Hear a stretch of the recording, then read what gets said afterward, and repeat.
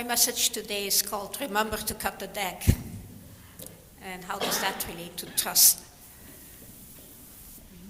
Throughout my younger school years, I was raised in Belgium, and I found that I was often called on by the teacher as the first pupil to make presentations, to read poems to the class, or to give an answer to a mathematics problem. Not because I was a teacher's pet, but because my last name was at the top of the roster. Teachers did not have those nifty ways to shuffle the names of the students so that everyone in the class had an equal chance to be picked for such onerous tasks. But we could trust the system that was at work. It was predictable, but it wasn't fair. When we play card games, there is a double way to ensure that players can trust that the cards are indeed randomly ordered and that the distribution of them is fair. In two ways. First, the deck is shuffled, and you know some people have tricks to not shuffle that just really the way it should be, and that's why we have that second method. And that is that in card games, the player to the right of the one who is dealing gets to cut the deck. Take a portion of it, puts it down, and then the other part is put on top, and then the dealing is done. And the dealing goes to one's left, and it alternates to the next person and the next, so that overall the system is fair. That makes us mostly trust the process. And many teachers nowadays use a system of selecting the order that students are in for presentations in the same way. I used to do it the hard way, before we had electronic ways to do it, but the students were more trusting in my system where I just had their names put on cards, and they got shuffled, and then one of the students cut the deck, and then we found the person who was supposed to go first in their presentation, and they would tell you, I'm sorry, I'm not ready. Now, in many situations, something seemingly simple as cutting the deck is not possible. And yet the outcome of using a trusted process can be very unfair.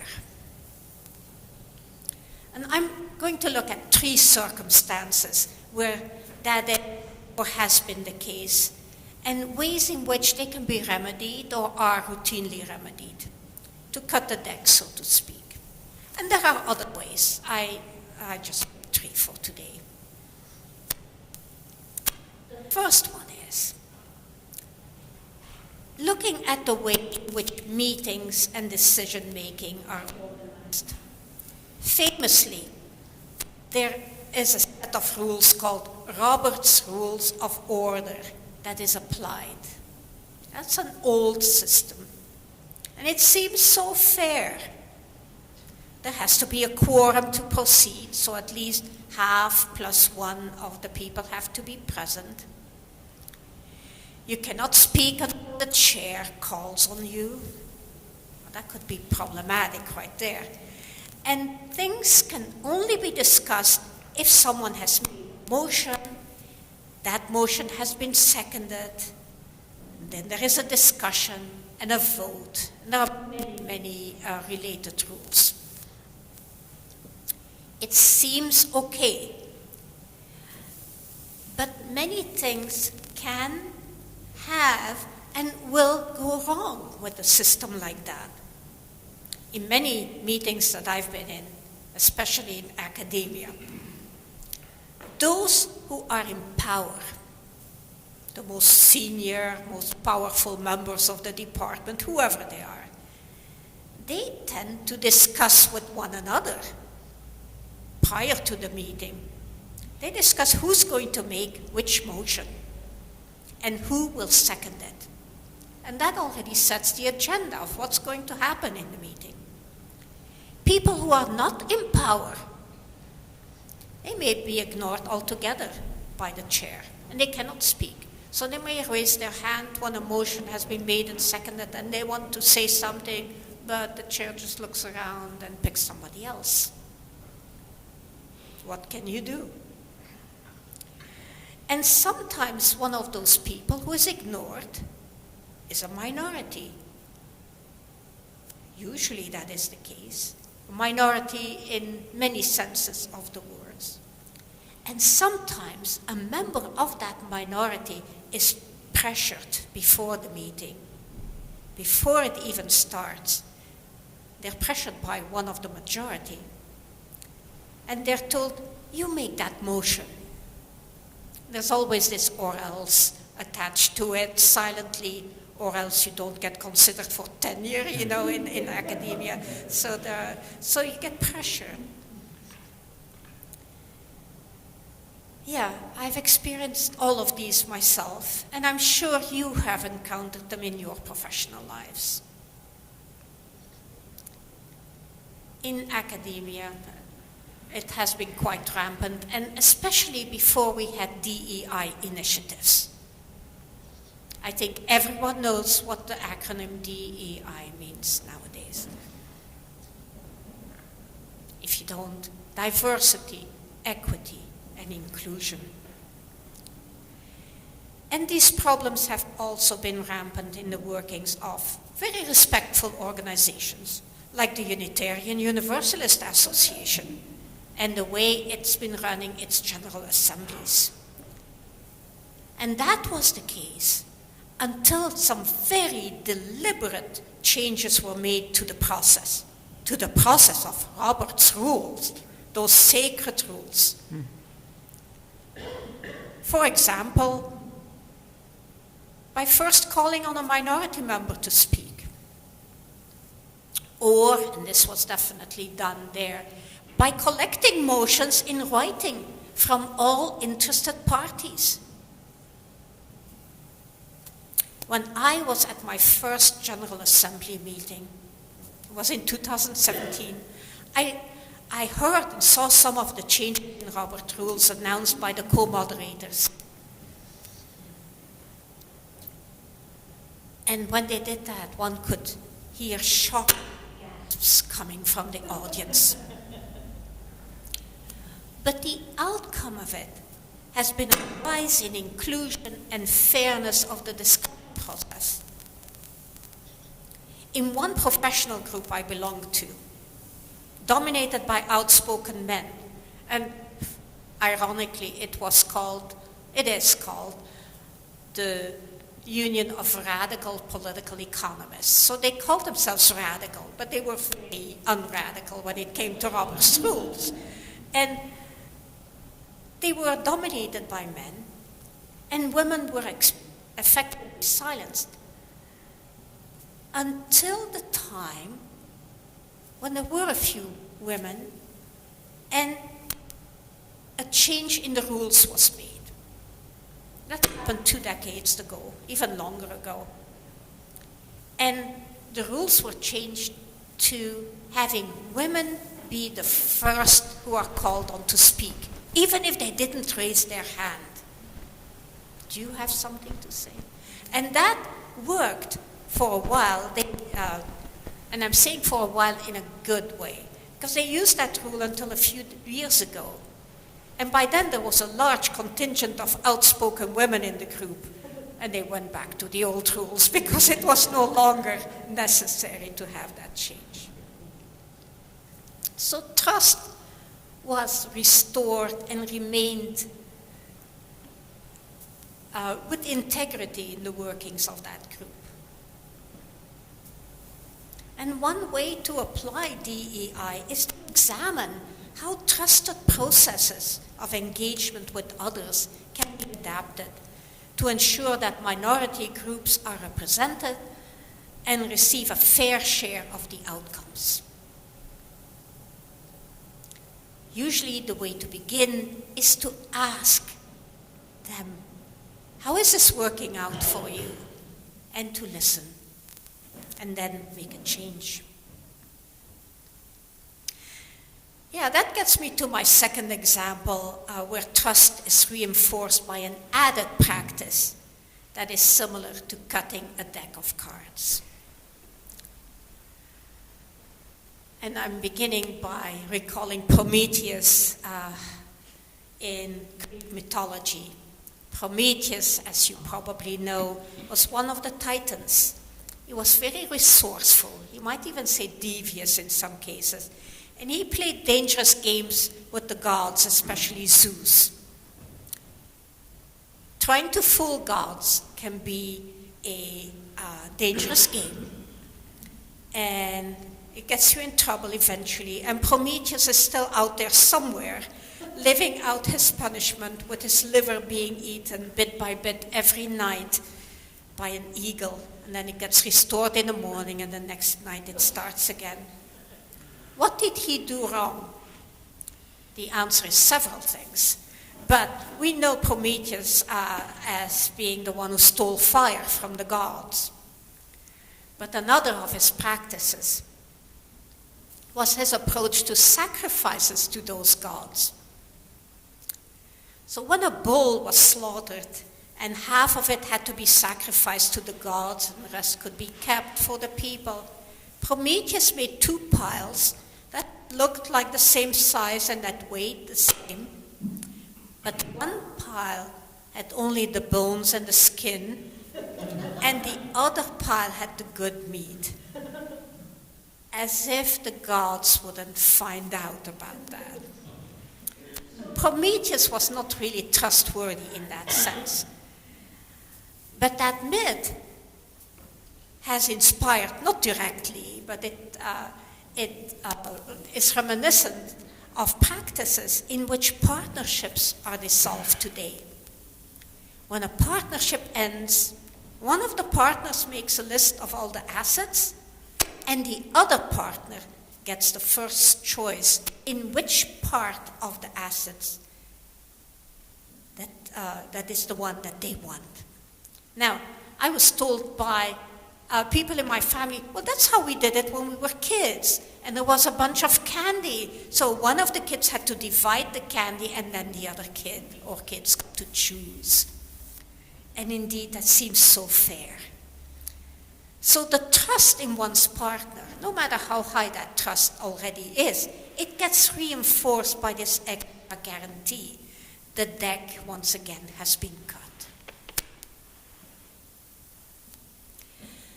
And my third example relates to trust in a public figure who relates to daily news. That gets a snicker these days. But if you think about today, there are not many news organizations that are considered very trustworthy. But NPR is at the top of the list when we do surveys. And when we think about trustworthy people in the news, maybe somebody like Anderson Cooper, and there may be others. But in the 1960s in the United States, it was Walter Cronkite. He reported for the CBS News organization. He was called the most trusted person in America. But then there was the Vietnam War. And during the Vietnam War, he would faithfully and in a trusted way deliver 30-minute reports that were called Report from Vietnam. How did he get those reports together? He relied on official reports that told him that things were going well. Reports that came from the military, from the government. There were not many casualties, things were going well, and so on. But then, in early 1968, I think 57 years ago, he received a report by telex about the Tet Offensive, a coordinated attack by the North Vietnamese and the Viet Cong on a holiday which was supposed to be a ceasefire day, but yes, it wasn't. So it was an attack on South Vietnamese and US military installations and many urban centers at the same time. He famously said, and I'm exchanging one of the words, "What the bleep is going on over there?" The new reports he received from government sources did not coincide with what was happening.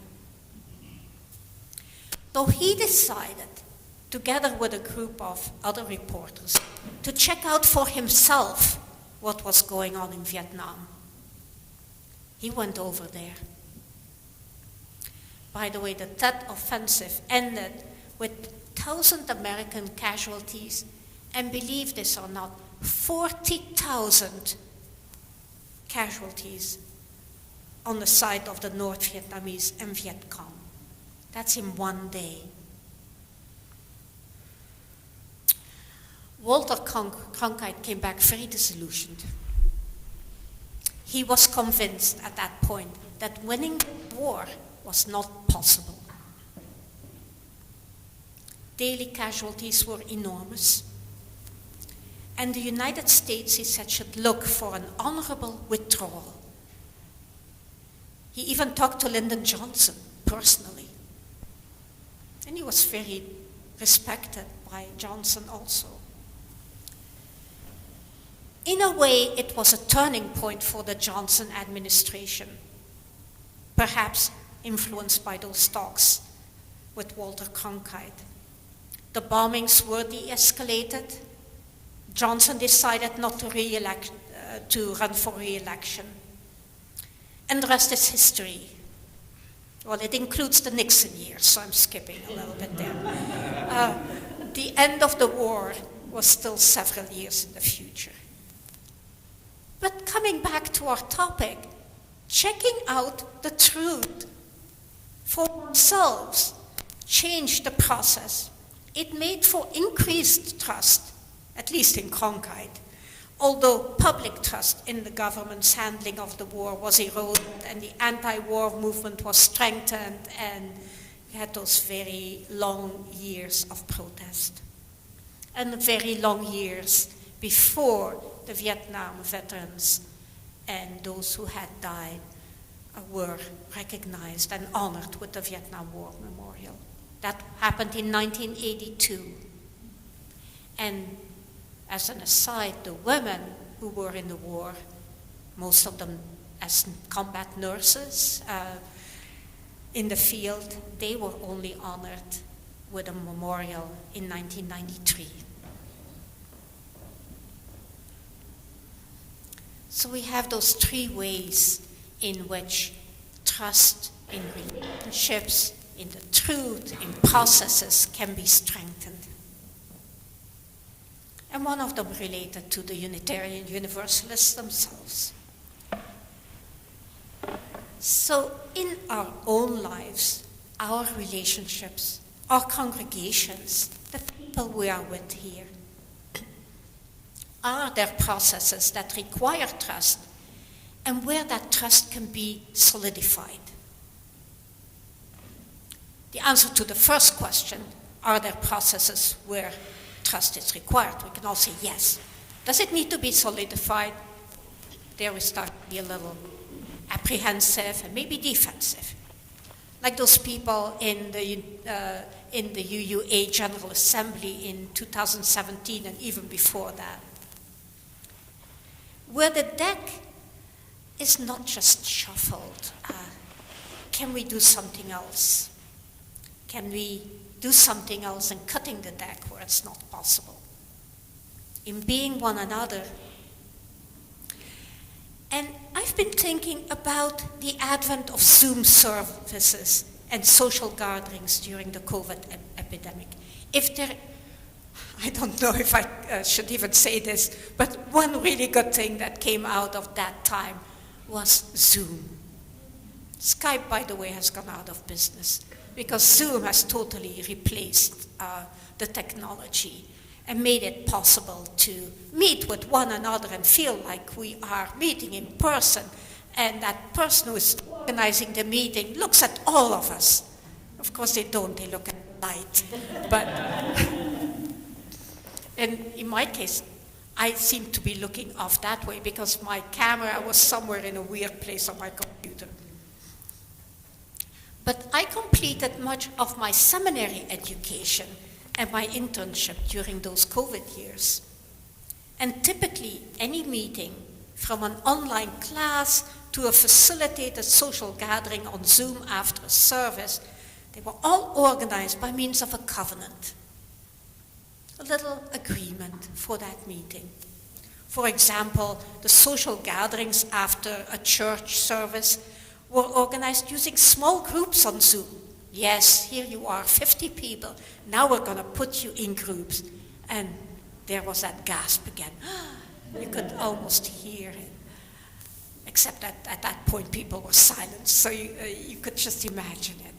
And then we were told in the congregation where I did meetings like that and participated in them, yes, you will be with 4 or 5.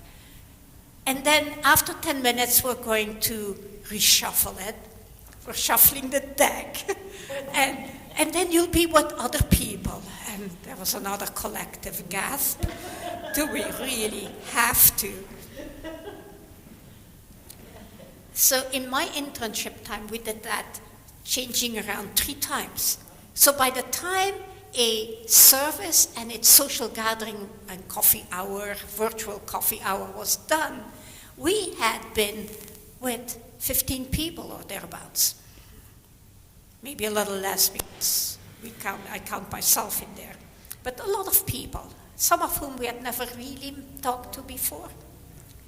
And the covenant included that we would be given kind of a warm-up question. And it was a serious question quite often related to a reading that was done or to the service, the sermon. We were given a question to reflect on and to comment on. One person would start, and then they had to call on the next person until everybody had spoken, and we were all supposed to speak for the same amount of time. So a 5-minute group meeting meant each person talks for a minute. Yeah, we really got to know one another. Everyone had a seat at our little table. So Zoom has that great advantage of giving the impression that we're all together, we're all included, and the speaker looks at all of us. We're all important. And I've been wondering, do we apply such openness with one another when we're not on Zoom? And we don't have these tricks to help us, like the little camera and the little squares. We even did things like holding hands. So all you have to do is put your hand out to the edge of your square and the other person does it on there. And we were all together. We did our communions that way, our flower communions. Everybody was touching. And we also touched this way. It was wonderful. So what do we do to really include one another?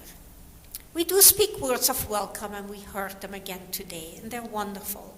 And we address our 6 values that are centered on love. And they are sprinkled in our services. That's why the monthly themes are what they are, so that these values can come in. So do we actually practice them?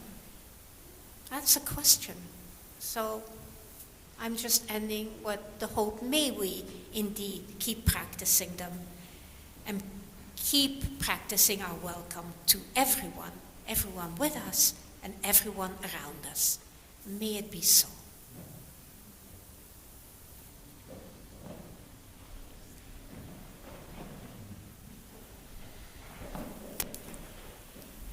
Let us rise in body or spirit and sing our closing hymn, which is number